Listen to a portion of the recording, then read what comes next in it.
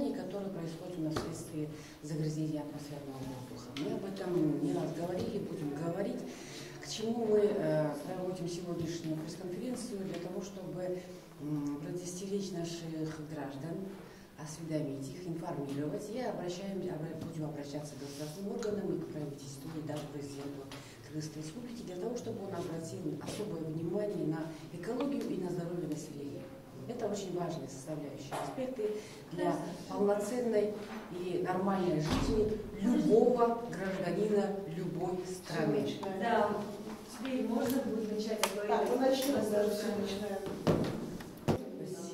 Спасибо. Саламатсызбы, урматтуу журналисттер. Бүгүнкү биздин пресс-жыйынды биз ушул азыркы келе жаткан кышка жана ушул кышка биздин ден соолугубуз даярбы ушул маселени көтөрөлү дегенбиз да. Биздин азыркы учурда биздин абанын бузулушу бул эң биринчи көйгөйлөрдүн бири болуп калды да. Бул маселе, бул проблема бизде гана эмес, бул бардык өлкөлөрдө бар. Бирок биздин өлкөдө бул курч маселеге айланып бара жатат жана азыр айткандай бич нашего времени. Бардык деген экологиялык проблемалардан ушул атмосфердик абанын бузулушу, ууланышы, мындайча айтканда да, бардык экологиялык проблемалардан алдыга жылып биринчи орунга келе жатат да. Азыркы учурда бул проблема номер 1, мындайча айтканда. Андан кийин кыш келе жатат, кышка бул проблема эки эсе көбөйөт. Анткени кышында биз от жагабыз, көмүр жагабыз.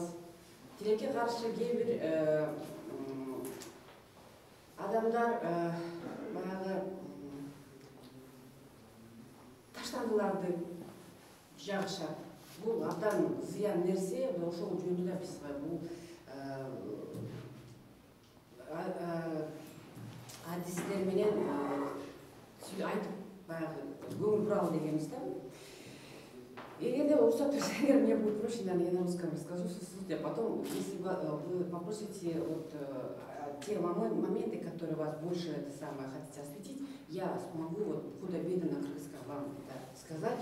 Но что касается Гульнары, на кыргызском она не говорит, и могу тоже перевести, ну или может быть как-то закадровым текстом, может быть вы как-то переведете сами, как-то надо выйти. Хорошо. Дело в том, что вообще изначально мы договаривались, да, что идет начальник управления общественного здравоохранения, она как раз владеет и кыргызским языком, но в связи с тем, что готовятся очень крупные мероприятия в правительстве, ее пригласили в резиденцию, поэтому она не смогла, поэтому мы любезно попросили, она любезно согласилась ее заменить, и она расскажет вот те же вопросы, но только исключительно на русском языке.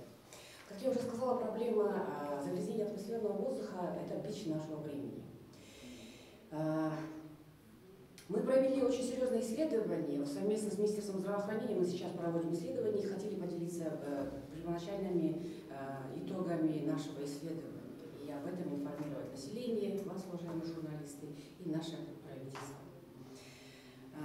Как я уже говорила на прошлой конференции, связанной вот с техрегламентом ЕС, который мы никак не можем принять, потому что страна наша, как всегда, не готова, равно как и к зиме. Ежегодно в мире, по данным ПДО, ежегодно в мире умирает 7 миллионов человек. 7 миллионов человек умирают именно от загрязнения атмосферного воздуха. Это достоверные источники ООН. Источниками загрязнения атмосферного воздуха является, это вот, в первую очередь, это твердое топливо, то есть это уголь. Как я уже сказала, еще и ее добавляется, когда мы отапливаем свои домохозяйства или предприятия, или бани бытовыми и промышленными отходами. Это просто колоссальный вред организму нашему. Второе место занимает это жидкое топливо, это ГСМ, как вы знаете, дистопливо, низкокачественный бензин, который у нас до сих пор на рынке продается. Об этом я тоже конкретно остановлюсь об этом. И третье – это вот газообразование, которое вот выделяется в атмосферу. Объемы потребления. Вот мы изучили, и я хочу остановиться на цифрах, они достоверные. Твердого топлива, согласно данным Госагентства по охране окружающей среды, ежегодно сжигается 2 миллиона 200 тысяч тонн угля. Это в год. ТЭЦ из них, ТЭЦ, наш основной ТЭЦ, потребляет, сжигает 1 миллион 100, ровно половину оказывается. Вторая половина, 1 миллион 100, это вот наши частные сектора, то есть домохозяйства, это бани, сауны, промышленные предприятия и остальные. ТЭЦ. Что касается ТЭЦ, ну, с проблемой ТЭЦ вы знакомы. Насколько нам известно, я тоже узнавала, ТЭЦ у нас модернизирован всего лишь на 30%. Скандал мы тоже наблюдали, то, что он до сих пор до конца не доведен. Он, как мне сказали специалисты, на 30% только вот оборудована, как-то худо-бедно, и вот только на 30% она может очищать вот тот дым, который выпускается из трубы нашего ТЭЦа. Да? Остальные 70% она не фильтруется у нас. То есть в воздух выбрасывается просто сажа в чистом виде. Сажа – это яд для нашего с вами организма.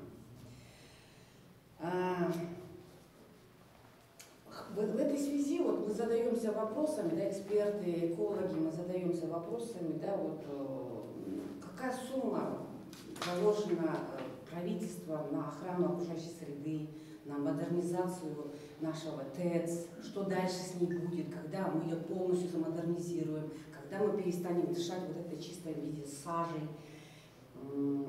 Затем сажа, как известно, как мне сказали специалисты, я вот очень долгое время с ними общалась, это вот мощный канцероген, и он вызывает у нас онкологические, то есть раковые заболевания.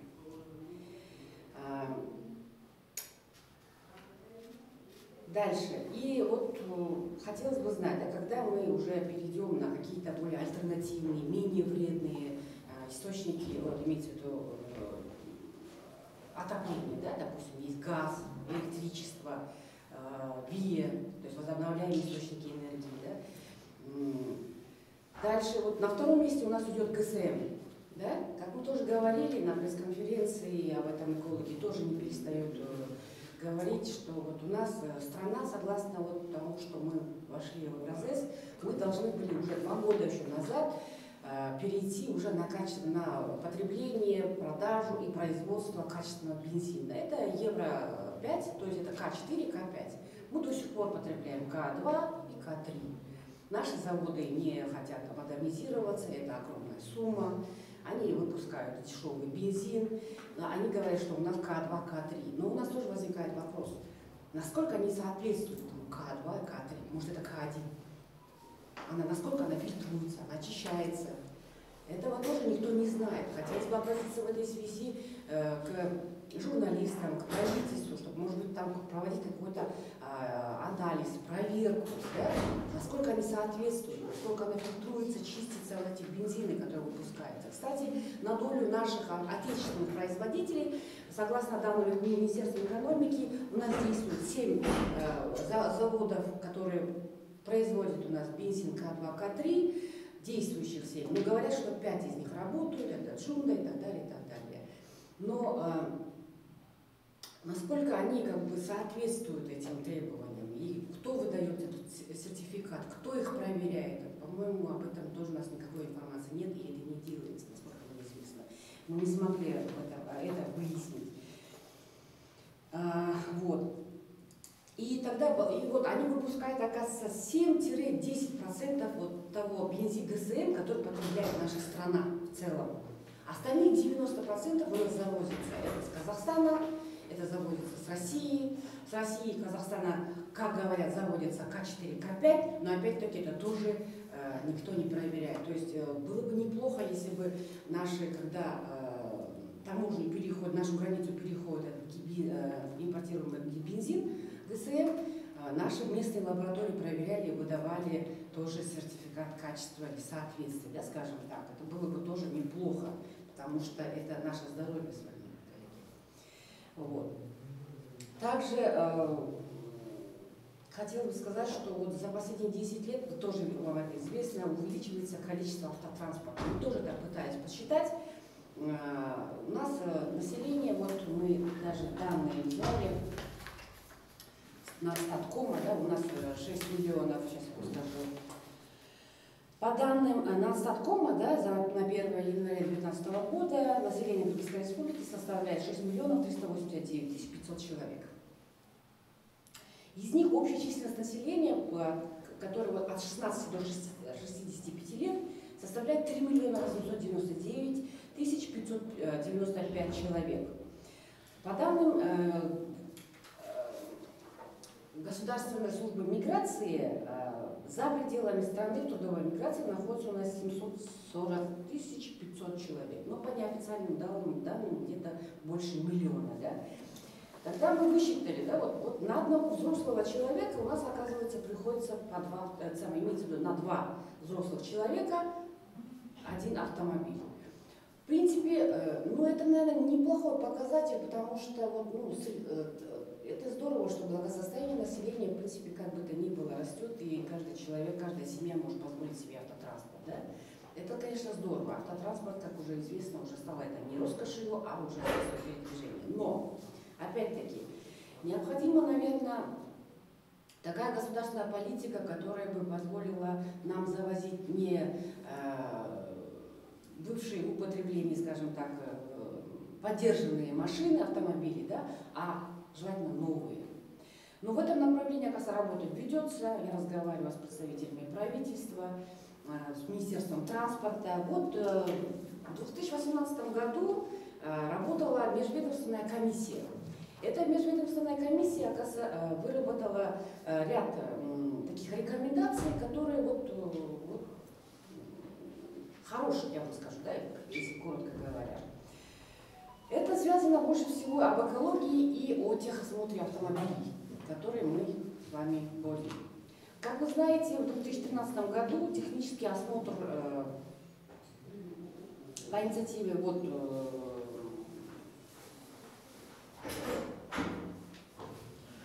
был отменен, и техосмотру подлежат только спецтехника, да, вы знаете, наверное.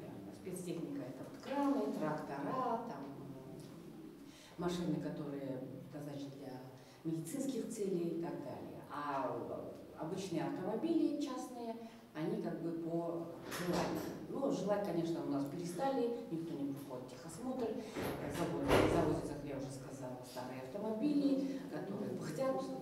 Мы еще заправляем некачественным бензином, а воздух наш отравляется просто неимоверно. Колоссальный ущерб заносится нашему организму. Кстати, недавно я вычитала, что британские, я так думаю, Гульнара Алуна подтвердит, британские ученые выяснили, что, оказывается, вот этот отравленный, загрязненный атмосферный воздух очень сильно влияет на наших детей. Когда у молодого ребенка, скажем, да, вот, они когда только начинают развиваться, если он дышит все время, а дышим мы этим 366 дней в году этим отравленным воздухом, и она, кажется, замедляет развитие легких, то есть легочные заболевания, и каждый 3-й ребенок, особенно который вырос в городской среде, он страдает вот этими заболеваниями. То есть он становится практически уже больным человеком. А вы знаете, что если человек страдает какими-то серьезными заболеваниями, насколько это влияет на нашу жизнь? И, к сожалению, не лучшим образом. Даже когда мы заболеваем обычной простудой, да, он нас пока мы не излечимся, она выбивает нас из колеи, да, мы не можем там радоваться жизни, мы не можем полноценно работать, мы не можем уделить внимание нашим близким, родным и своей работе. А вы представляете, если человек этим болезнью страдает уже с детства, и она хроническая, она просто очень влияет на судьбу наших с вами детей, на его будущее и на будущее нашего общества в целом. Поэтому надо, наверное, об этом тоже задуматься. Мы в этой связи выработали ряд рекомендаций для того, чтобы предостеречь наших граждан, наше общество, чтобы мы не получили через лет 20-30 больное поколение людей и граждан, да? Больную нацию. Теперь вот поговорим, давайте об объемах. Да? Вот, По данным Министерства экономики Кыргызской Республики, в 2012 году в Кыргызстан завозился 1 миллион 400 тысяч ГСМ. 1 миллион. В 2016 уже 1 миллион 620 тысяч. В 2018, в прошлом году, 1 миллион 725 тысяч тонн бензина. То есть у нас количество растет как автомобилей, так и потребление. Вместе с тем растет и контрабанда. Также по данным Министерства экономики, каждый 4-й литр он у нас контрабанда. Вот они сами подсчитали.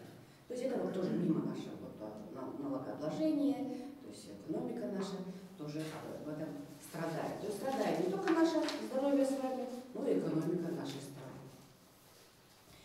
Так, теперь по экспертным данным ежегодно в атмосферу выделяется 220 тысяч тонн ядовитых, то есть загрязняющих воздух веществ. 220 тысяч тонн. Это в Кыргызстане. Я говорю только о Кыргызстане. Вот это вот экспертное мнение, вот мне рассказали, это вот тоже разговаривал вчера с представителями тоже ГАУ-СЛХ, с экспертами, с экологами. 220 тысяч тонн ежегодно выбрасывается. Это добавляется, когда зимой, когда мы начинаем отапливаться, когда мы начинаем сжигать вот эти промышленные и бытовые отходы. Относительно промышленных отходов, я хочу отдельно остановиться на этом.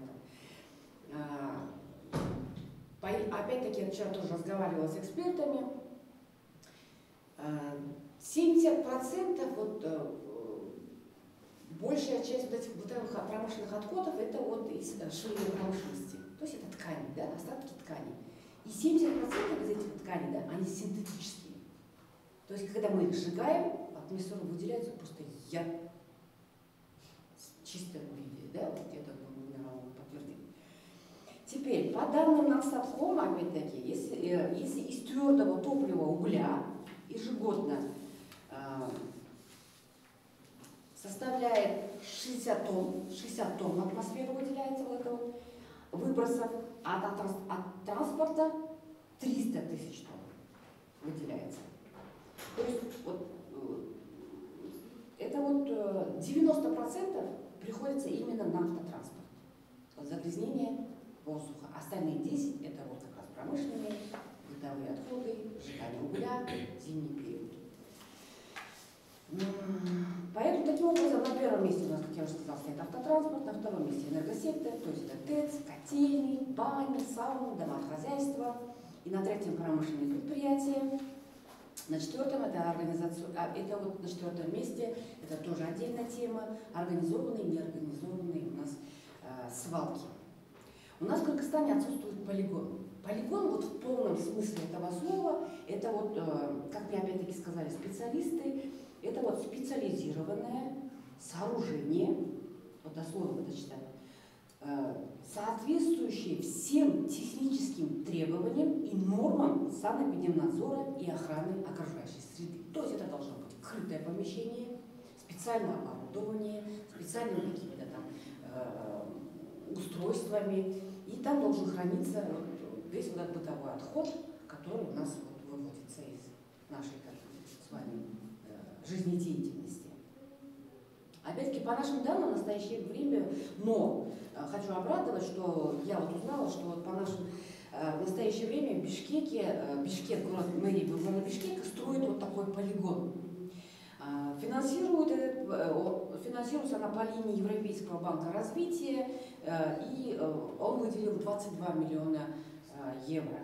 Когда, ну правда, когда она закончится это строительство, когда она запустится в эксплуатацию, выяснить мне пока не удалось, я так думаю, мы скоро узнаем об этом.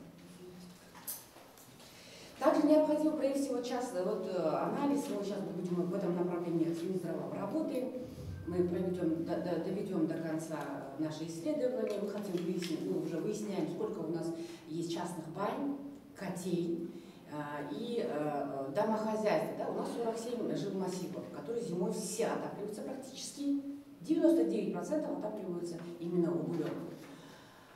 В этой связи мы бы хотели обратиться к нашим гражданам, призвать их к сознательности, Граждане должны, наверное, переходить к альтернативным источникам отопления, да?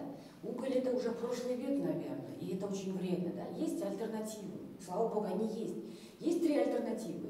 Первое – это газовое отопление, электрическое отопление и возобновляемые источники энергии. Это солнце, вода и так далее. Солнце. Мы выяснили, каждое вот имеет свои плюсы, но в то же время имеет свои минусы, да? Но они менее вредны нам, чем уголь. Понимаете? Как бы то ни было, вот угля-то минусов-то больше. Если на чаше весов, если мы поставим, да, вот, мы хотим сэкономить, да, допустим, уголь может быть дешевле, да, и менее хлопотно. Там не нужно переоборудовать, перестраивать, там, устанавливать какие-то специальные оборудования. Но в итоге, если мы поставим вот эту вот экономию, а вот сюда на чашу наше здоровье и нашу жизнь, да, так, понятно же дело, что она перевешивает. В будущем мы должны думать о себе, о здоровье нашей нации, о здоровье наших детей, внуков, в конце концов. Государство, некоторые предприятия, частные предприятия, они думают об экономике, да? То есть они о выгоде. Опять-таки, если поставить на эту чашу выгоду, мы посчитали, да? А вот сюда поставить, опять-таки, в целом, в итоге, во что это вольется, она тоже перевешивает. Говорят, вот, допустим, вот альтернатива, да, вот сейчас вот я тоже выяснила, «Газпром» проводит вот в жилмассивы газ. И люди будут отапливаться газом, да? То есть уже выбросов будет меньше, но в итоге, оказывается, они очень сильно выигрывают. И также, я потеряла свою мысль, хотела сказать что-то очень...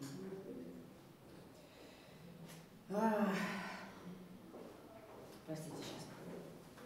Она рассказала, вы не могли бы... Да, скажите, расскажите там, примеры, там. Да, сейчас я уже озвучу их. Я могу Да, Спасибо. Спасибо большое.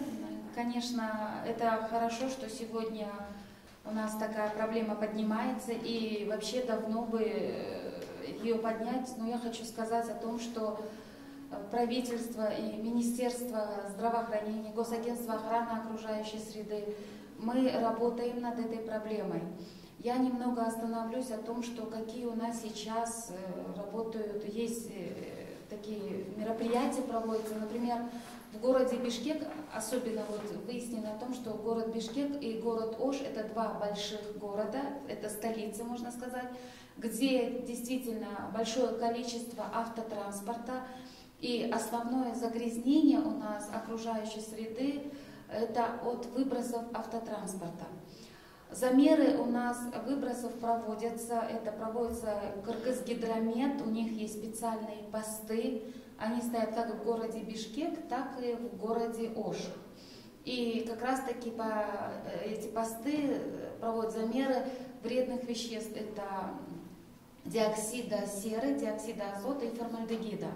Да, действительно, есть посезонно, мы делаем анализ, есть посезонно, когда эти выбросы превышают уровень предельно допустимой концентрации. Вот. Сейчас в Бишкеке уже больше года есть разработан план мероприятий по улучшению экологической ситуации города Бишкек. И как вот сейчас вы говорили мы о том, что сжигание, действительно, сжигание вот этих тканей, сжигание бытовых отходов, сжигание пластика, это очень идут большие выбросы в окружающую среду, особенно диоксинов и фуранов. Диоксины, фураны – это как раз таки те ядовитые химические вещества, которые как раз они не приводят непосредственно к заболеванию, они ведут к тому, что ухудшается иммунитет, снижается у детей, у пожилых людей, а снижение иммунитета, как многим известно, оно приводит к ряду заболеваний. Как раз таки вот это сейчас вот наступает осень, и даже мы вот, это наша конференция к тому, что народ сейчас начнет убирать у себя приусадебные участки. люди начнут собирать листья. И многие у нас в привычку, что вот эти листья сжигать. Мы даже вот обращаемся, не надо сжигать эти листья. Лучше листья закопать. Это будет для своего рода удобрения, чем их сжечь. Сжигание листьев тоже идет сброс как диоксинов, так и фуранов. А они стойкие органические загрязнители. Сжигают тоже всякие бытовые ненужные вещи, то же самое ткани. В этой программе, как раз таки по экологической ситуации города Бишкек, одним из пунктов является запрещение вообще не разрешать сжигать как раз таки отходы от швейной промышленности. Когда мы в прошлом году, у нас еще, вы прекрасно знаете, что в этом году у нас мораторий, проверять мы планово не можем, те же самые бани, сауны, жилой сектор, но когда мы проверяли в 2018 году, были обнаружены факты о том, что применяются в банях, саунах как раз таки отходы швейных изделий. Даже были такие случаи, что сжигали шины. Как раз таки это то, что выбрасывает вредные вещества в окружающую среду. И как раз таки, когда мы проверяли планово, мы это запрещали. Мы смотрели, какой вид топлива на этих объектах. То же самое делала Государственная инспекция по экологической и технической безопасности, которая ведет сейчас контрольный надзор как раз таки над выбросами, сбросом в окружающую среду. Хочется отметить, что действительно мы проводили, Министерство здравоохранения, в лице НПО «Профилактическая медицина» у нас есть, научно-производственное объединение. Мы проводили анализ заболеваемости, брали впервые выявленных, например, за 2013 год и за 2017 год.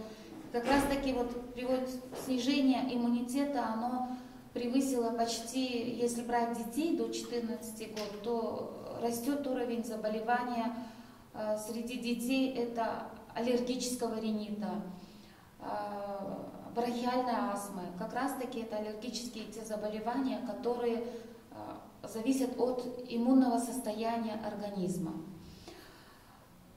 Что еще хочется отметить? Конечно, вот сейчас вы, наверное, все заметили о том, что в Бишкеке у нас все-таки уменьшается количество общественного транспорта, переведены на более альтернативные, это на новые автобусы, которые меньше выбрасывают в атмосферу угарный газ. Возможно, через некоторое время у нас все-таки уже мы перейдем к альтернативным, это к троллейбусам, к автобусам, меньше будет у нас этих маршруток. Это тоже все-таки благоприятное воздействие окажет на окружающую среду. То же самое по поводу ввоза транспорта. Конечно, у нас, наверное, еще народ не может себе позволить приобрести транспорт более последнего года выпуска. А как раз таки, к сожалению, к нам привозят, например, за границей транспорт 2000-х годов, который там уже он неприменим. А здесь ниже по цене и закупают люди. Но я думаю, со временем все-таки мы придем к тому, что будет запрет о езде на таком транспорте.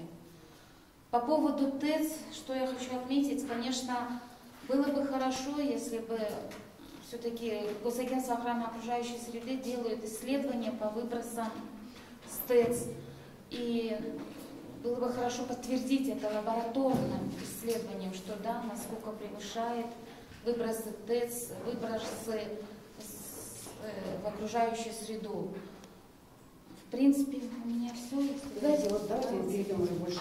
К домохозяйствам уже обратились. Не сжигайте ни уголь, ни отходы. Переходите на газ, на электричество. Это в итоге оказывается дешевле. Мы тоже это изучили. Пожалуйста. Это уже меньше выброс. Автолюбителям, пожалуйста, тоже переходите на газ тоже. Это тоже дешевле. Это в 2 раза дешевле. Я тоже изучила. Специальная статья. Плюсов гораздо больше. Анна Раскаровна, извините, Да. вы не могли бы остановиться конкретно на рекомендациях и обращениях Вот я граждан говорю. на кыргызском и на русском? Хорошо. Очень. Переходите на альтернативные источники. Газ, электричество. Коротко. Покупайте, кстати, государство уже стимулирует. Покупайте не подержанные автомобили, а вот новые, более новые. Ставки на них оказывается дешевле, меньше. Чем новее автомобиль, тем ниже его налогообложение и таможенные пошлины. На гибридные еще дешевле. А если вы приобретаете электромобиль, то ставка нулевая. Вот постановление правительства, я ее специально вытащила. Он действует до конца. Он вышел в прошлом году 10 июня, и он будет действовать до конца этого года. Возможно, мы сейчас будем разговаривать, узнавать, мне сказать, что, возможно, ее будут продлевать. То есть государство тоже стимулирует для того, чтобы мы покупали с вами экологические гибридные автомобили, как я уже сказала. На кыргызском вот это вот очень коротко, потому что у меня сейчас следующая присоединится.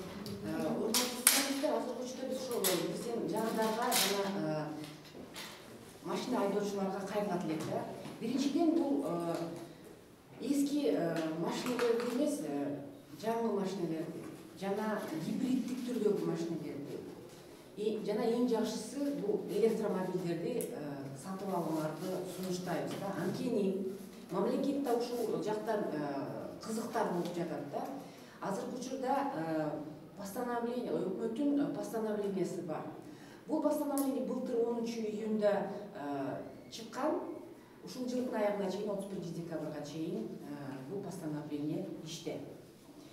Жана мындан аркы дагы биздин маалымат боюнча бул постановление уландысы бар, баягы уланат. Анткени эгерде сиз жаңы машина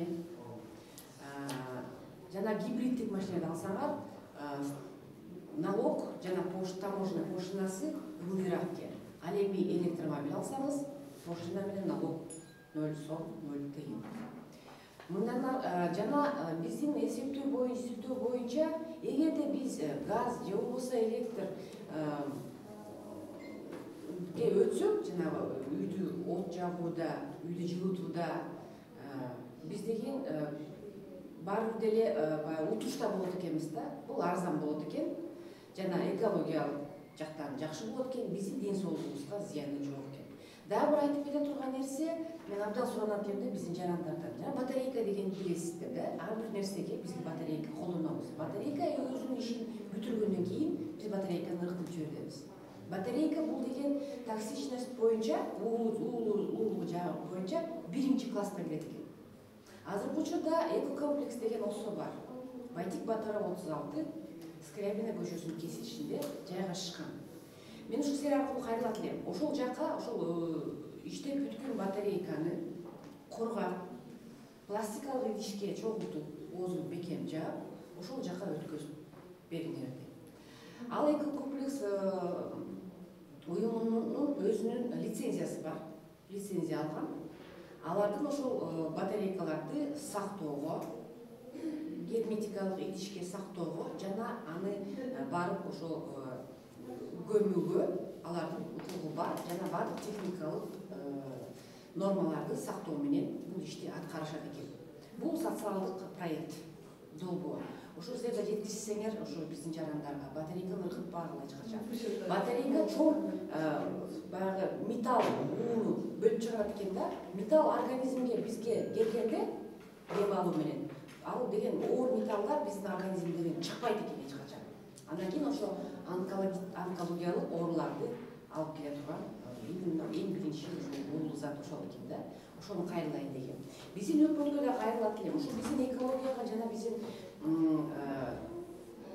адамдардын ден соолугуна чоң көңүл буруу. Бул негизги байлык деп ойлойм. Жана булар алардын эң негизги иши.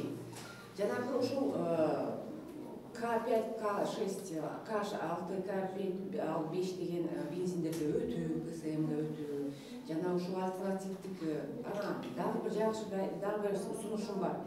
Мен билим берүү министрлигине кайрылып кетет элем. Ушул ар бир мектепте котельня бар. Кышында көмүр жагабыз. Жана сиз айткандай көмүрдү шынында жагып беребиз. Газга өтүшсүн. Биз санап көрдүк. эксплуатациясы арзан экен, анан кийин деген чыгымы 2 эсеге арзан болот экен. Ар бир кышта, мисалы үчүн орто эсеп менен биз санап чыктык, бир чоң мектеп мисалы үчүн жылына 3 миллиондон ашык акча коротот экен. Көмүргө, аны жакканга, ошол эксплуатациясына, бардык нерселерге жана айлыктарга. Ошол көмүр жаккан адамдардын айлыгы орто эсеп менен 3 миллион коротот экен да. Эгерде ошол газга которуп, жок дегенде газга которуп, анан кийин ошол балдар окуган жерди, ошол абаны көмүр менен уулабаса, ошондо эгерде газга өтсө 1,5 миллион коротот экен дагы, андан кийинкилери уже 300-400 миң менен гана кыштан чыгышат экен да. Эми өзүм эле санап көргүлөм. Жылына 3 миллиондон ашык коротосузбу, же биринчи 1,5 миллион коротуп, андан кийин жылда 300-400. Бул абдан экен да, арзан экен. Электр жагын деле өтсөңөр болот, эгерде кааласаңар. Электр бирок кышында билесиңер, у нас перебой да, с электричеством. Ал жагында проблема болуп кетсе, өчүп калышы мүмкүн. Дагы бир эме бар, выбор мындайча айтканда. Бир коллекторларды коюп алсаңар болот. Мисалы үчүн деген жалда 70-чи мектеп коллектор коюп алды.